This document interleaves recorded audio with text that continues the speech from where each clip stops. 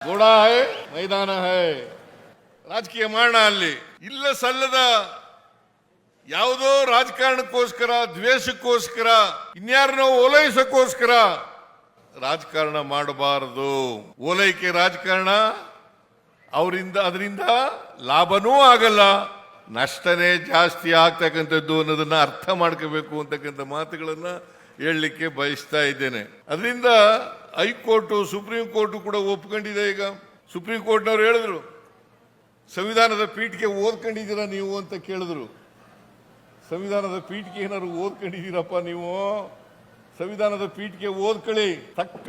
ಅವರು ಸರಿಯಾದಂತ ರೀತಿಯಲ್ಲಿ ಪಾಠಗಳು ಕೊಟ್ಟಿದ್ದಾರೆ.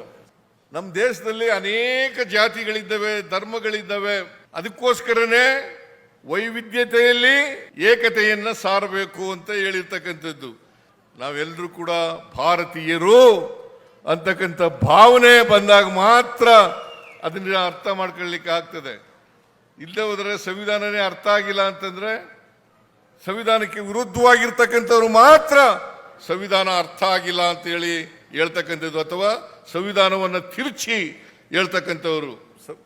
ಅದನ್ನ ಸ್ವಾರ್ಥಿಗಳು.